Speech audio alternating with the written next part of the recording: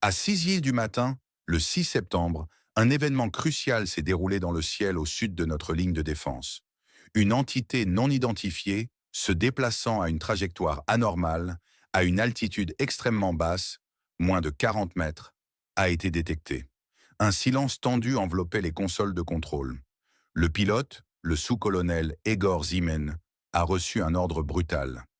Éliminer à tout prix. Question à vous, où nous regardez-vous en ce moment? Ville, pays et pourquoi pas votre drapeau? Ce n'était pas une alerte habituelle. Le signal était faible, se fondant presque avec le relief. Une course contre la montre s'est engagée, chaque seconde devenant un test sans précédent. Moins de 2 minutes ont suffi pour basculer en alerte maximale. Le B-207, notre avion de chasse de nouvelle génération, a décollé, fendant l'aube.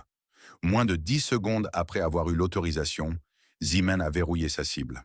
À 5h26 et 47 secondes, heure locale non spécifiée, un éclair a déchiré l'obscurité. Le missile RR a touché sa cible. Le silence est tombé à la radio, puis à la confirmation. Objectif détruit. Probabilité de 100%. Les débris sont tombés dans une zone semi-désertique, à plus de 120 km de la ligne de front, s'étirant sur environ 800 mètres. L'analyse des premiers fragments, notamment un fuselage de 72 cm de long, a révélé une vérité choquante. Cet objet non identifié n'était pas un missile de nouvelle génération, comme annoncé par l'ennemi. C'était un missile de croisière Ka-55, une relique soviétique produite par l'usine de construction mécanique de Kaluga au milieu des années 1980, reconditionnée avec quelques composants modernes. Question à vous, où nous regardez-vous en ce moment? Ville, pays et pourquoi pas votre drapeau. Cette découverte n'a pas seulement anéanti une menace tactique. Elle a complètement déjoué une attaque psychologique stratégique. L'ennemi avait, moins d'une semaine auparavant, organisé une présentation officieuse de ce prétendu nouveau missile. Des photos détaillées, des vidéos reconstituées, tout pour impressionner le monde avec des vols à très basse altitude. Mais tout cela n'était qu'une mise en scène élaborée. Un spectacle grandeur nature pour masquer une vérité embarrassante. Le matériau de surface n'était pas un composite furtif, mais un vieil alliage d'aluminium militaire, avec des signes d'oxydation. Les marquages en cyrillique, avec la série datant de l'URSS, étaient sans équivoque. La victoire n'est pas seulement militaire, elle est aussi technologique et, surtout, une victoire de l'intelligence stratégique. L'ennemi voulait semer la peur et saper la confiance. Nous avons riposté avec la vérité et l'acier. Partagez-vous ce constat? Que devrait fact-checker la presse sur ce sujet pour démêler le vrai du faux? Cette affaire a des répercussions bien au-delà du champ de bataille. Elle révèle la grave crise technologique de l'ennemi. Leur soi-disant supériorité n'était qu'illusion. Nous parlons d'un empire bâti sur du vent technologique. Leurs super-armes ne sont peut-être que des reliques du passé déguisé. C'est une humiliation sans précédent pour la propagande ennemie. Le mythe artificiellement créé autour de leur appareil militaire s'est effondré. Des pays traditionnellement alliés, des acheteurs potentiels de leurs armes, regardent désormais leurs déclarations avec un scepticisme glacial. Les contrats militaires sont gelés, certains exigent des renégociations pour manque de transparence technique. Leur hâte à déployer ce piège technologique a été leur perte. Ils voulaient envoyer un signal d'intimidation avant même l'utilisation au combat. Ils voulaient montrer une supériorité technologique pour gagner sur le plan psychologique. Mais ils ont commis une erreur fatale. C'est un point de bascule. Le rocher de confiance sur lequel reposaient leurs alliances militaires a été ébranlé. Leurs partenaires ont payé cher pour cette mascarade. Le doute est désormais inoculé. Leurs futures déclarations seront toujours examinées à travers le prisme du doute. Leurs propres alliés commencent à se poser des questions. Quelles autres super-armes sont en réalité des vieilles technologies recyclées? C'est une défaite non seulement militaire, mais aussi diplomatique et commerciale. L'ennemi est piégé dans le passé. Il ressuscite des fantômes de la guerre froide, maquillant son incapacité à innover. Le missile Kh-55 est un vestige de l'ère soviétique. Cela prouve un manque criant d'innovation. Depuis des décennies, ils ont perfectionné l'art du mensonge. Mais aujourd'hui, nos yeux sont ouverts. la vérité éclate au grand jour. Cette histoire a des parallèles troublants avec des tactiques classiques de tromperie militaire et d'opérations psychologiques passées. Des opérations où l'apparence était plus importante que la réalité. Ils ont voulu nous aveugler avec des mensonges. Nous avons démasqué leur imposture. Quel est l'événement le plus sous-estimé par les médias dans cette région? Et pourquoi, selon vous? Cette confrontation n'est pas seulement celle d'une arme contre une autre. C'est un système flexible contre un système rigide. C'est une victoire de notre approche intelligente et intégrée. C'est le triomphe de notre intelligence organisationnelle. Notre système de défense prouve sa supériorité, sa résilience. Il renforce nos liens et inspire le respect. Pendant que l'ennemi patauge dans le mensonge, nous consolidons nos alliances. Nous prouvons l'excellence de nos exportations de défense. Le pire des scénarios pour l'ennemi, l'effondrement total de la confiance de leurs alliés et de leurs clients.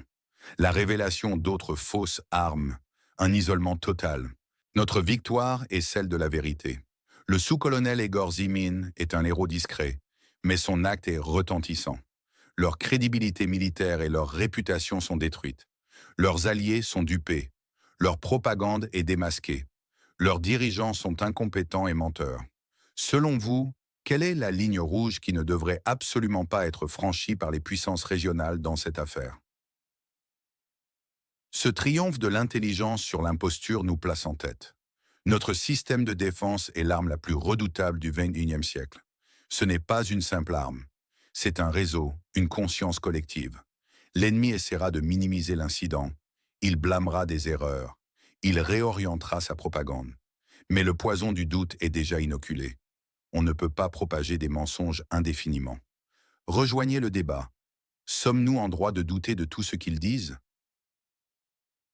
Le rôle de notre système de détection précoce, des radars, des observateurs, du commandement stratégique, des services de renseignement technique, de l'escadron de chasseurs B-207, du sous-colonel Zimin, de l'équipe de renseignement mobile, de l'équipe technique d'analyse spectrale et de robots mobiles, et de l'état-major général a été crucial.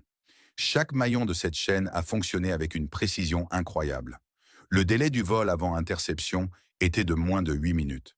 C'est une fenêtre tactique infime. Notre réactivité a été sans précédent. Si vous voulez recevoir des analyses fiables, sans filtre, c'est ici. Abonnez-vous maintenant pour ne rien manquer de nos prochaines enquêtes. On vous donne les clés pour comprendre le monde complexe d'aujourd'hui, loin des récits officiels qui tentent de vous manipuler. Le drame s'est transformé en fierté nationale, admiration pour la compétence militaire, confiance en nos capacités. La vérité a triomphé du mensonge. Le passé ne peut pas vaincre l'avenir. Il faut faire confiance à notre système, pas à leur spectacle. Cette défaite est un tournant pour la géopolitique régionale. Leurs avancées ne sont qu'un vernis mince sur une réalité en décomposition. Ce n'est pas seulement une fusée, c'est le symptôme d'un système qui s'effondre. Le peuple doit savoir. L'opinion publique mondiale doit être éclairée. Quel est le point essentiel que les médias grand public ne parviennent pas à couvrir sur cette situation actuelle? Donnez un exemple précis. Le conflit en zone frontalière, cet incident, est une étude de cas parfaite de la guerre de l'information et de la démythification des récits ennemis. Partagez cette vidéo pour que le monde sache la vérité. Chaque partage est un pas de plus vers la lumière, un coup de massue pour la propagande. Avez-vous déjà partagé ce type d'analyse avec vos proches? Et si oui, comment ont-ils réagi? Pensez-vous qu'ils s'intéressent réellement aux enjeux géopolitiques? N'oubliez pas de vous abonner, d'activer les notifications et de laisser un commentaire. Cela nous aide à continuer notre travail d'information. De plus, cette affaire met en lumière la nécessité d'une veille technologique et stratégique constante. Nos services de renseignement ont, par leur diligence, permis de confirmer l'hypothèse de la supercherie en identifiant rapidement les caractéristiques obsolètes et les marques de fabrication soviétiques. Le travail des analystes techniques sur place, qui ont examiné minutieusement chaque fragment des débris, a été essentiel. Ils ont prélevé des échantillons de matériaux, effectué des analyses spectrales et des tests de composition afin de dresser un portrait précis de l'engin détruit. Ce processus rigoureux a permis de distinguer un vieil alliage d'aluminium militaire, typique des années 80, de tout composite furtif moderne. Sont des pièces comme le système de navigation inertielle et le transpondeur, bien que mis à jour, présentaient des interfaces électriques standards et des architectures de processeurs qui trahissaient leur âge. L'étude des circuits imprimés a révélé l'utilisation de composants électroniques disponibles sur le marché civil il y a plusieurs décennies, et non des puces de dernière génération spécifiques à l'armement. Cela confirme que l'ennemi a dû recourir à un marché gris ou à des stocks obsolètes pour réassembler ses missiles. Une contrainte économique manifeste qui contraste fortement avec leur rhétorique de puissance technologique indépendante. Cette dépendance à des technologies désuètes révèle une incapacité structurelle à innover et à produire des systèmes d'armes de pointe à grande échelle. Le paradoxe est frappant. Ils dépensent des fortunes en propagande pour projeter une image de force, alors que leurs arsenaux sont remplis d'antiquités reconditionnées. Cet incident est un cas d'école pour la désinformation et la guerre hybride. Il n'est pas seulement question d'un missile abattu, mais de la déconstruction d'un récit entièrement fabriqué. Les vidéos promotionnelles de l'ennemi montraient des capacités de furtivité et de manœuvrabilité qui se sont avérées totalement fausses. Leurs experts en armement, souvent présents sur les plateaux de télévision internationaux, vendaient une fiction. Leurs affirmations quant à la supériorité inimitable de leurs armements ont été réfutées de la manière la plus éclatante. La presse internationale, habituée à prendre pour argent comptant leurs déclarations officielles, devrait maintenant se montrer plus critique et vérifier systématiquement les faits. Le manque de transparence de ce régime, couplé à sa propension à la désinformation, exige une vigilance accrue de tous les observateurs. L'impact de cette découverte va au-delà des considérations militaires. Sur le plan économique, la réputation de l'industrie de défense ennemie est sévèrement endommagée. Des commandes futures, notamment des pays émergents qui cherchent à moderniser leurs forces armées, risquent d'être annulées ou redirigées vers des fournisseurs plus fiables et transparents. Les clauses de garantie sur les équipements déjà vendus pourraient être réévaluées, entraînant des pénalités financières substantielles pour l'ennemi. Certains analystes estiment d'ores et déjà que les pertes économiques pour leur complexe militaro-industriel pourraient se chiffrer en dizaines de milliards de dollars sur la prochaine décennie. De plus, cet échec technologique pourrait avoir des répercussions politiques internes. La façade de compétence et de puissance que le régime cherche à projeter à sa propre population est fragilisée. Le peuple, bien que soumis à une propagande intensive, peut commencer à douter de la capacité de ses dirigeants à protéger le pays ou à le conduire vers un avenir de prospérité. Les questions sur la corruption et l'allocation des ressources se feront de plus en plus pressantes, créant potentiellement des tensions sociales. La confiance des élites militaires et politiques pourrait également être ébranlée. La riposte des alliés de notre nation a été rapide et coordonnée.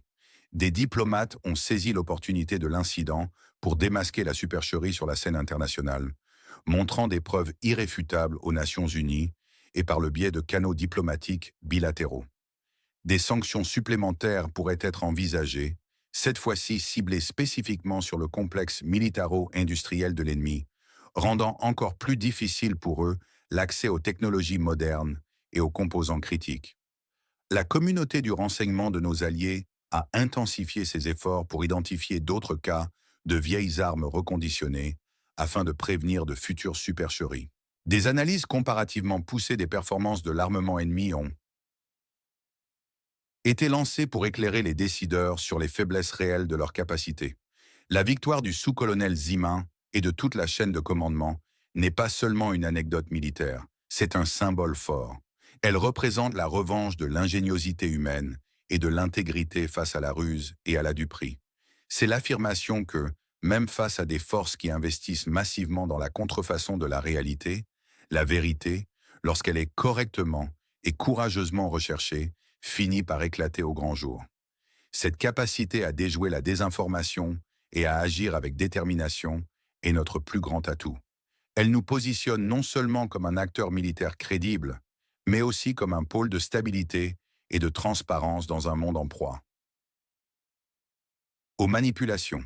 Cet événement a également consolidé la solidarité entre nos forces armées et celles de nos partenaires. Les échanges d'informations et les exercices conjoints ont prouvé leur efficacité. La coordination aérienne et la rapidité d'interception incarnent l'interopérabilité et la confiance mutuelle. Ce succès tactique a renforcé la cohésion de notre alliance, démontrant que nous sommes prêts et capables de défendre nos intérêts et nos valeurs communes. Les futures coopérations technologiques et militaires seront sans doute accélérées par cet incident, car la confiance est le fondement de toute collaboration durable. La question de la responsabilité est désormais au cœur des débats. Qui est responsable de la décision d'utiliser un tel engin obsolète et de lancer une telle campagne de désinformation? Est-ce le signe d'une mauvaise évaluation des capacités de leurs adversaires ou d'un désespoir croissant face à l'épuisement de leurs ressources? Quoi qu'il en soit, cette erreur stratégique restera gravée dans l'histoire comme un exemple de l'arrogance et de la myopie d'un régime qui privilégie la façade à la substance. Les conséquences de cette faute diplomatique et militaire se feront sentir pendant des années. La résilience de notre peuple face à cette menace a été exemplaire. L'unité nationale autour de notre commandement militaire est inébranlable. Cette épreuve a renforcé notre détermination et notre confiance en nos institutions. Le soutien de la population à nos forces armées est le meilleur bouclier contre toute tentative de déstabilisation psychologique. Nous sommes passés d'une situation d'incertitude à une certitude collective que nous avons les moyens de protéger notre pays et nos citoyens. Le monde observe attentivement la suite des événements. L'incident du KH-55 n'est pas un fait isolé, mais un symptôme d'un problème plus profond chez l'ennemi. Il invite à une réévaluation complète de leurs capacités et de leurs intentions. L'approche traditionnelle qui consiste à prendre les déclarations officielles pour argent comptant doit être abandonnée au profit d'une analyse factuelle et critique. Cela implique un effort concerté des gouvernements, des médias et des organisations de renseignement pour percer le voile de la désinformation. En conclusion, la destruction de ce missile et la révélation de sa véritable nature sont bien plus qu'une simple victoire militaire. C'est une victoire de la vérité sur le mensonge, de la réalité sur l'illusion et de l'intelligence sur la tromperie. C'est un message clair envoyé à l'ennemi et au monde entier. L'ère de la manipulation facile est révolue. La transparence et l'intégrité prévaudront. Et le courage de quelques-uns peut démasquer les impostures des plus grands. Nos principes, notre technologie et notre détermination sont nos armes les plus puissantes. Et elles sont invincibles.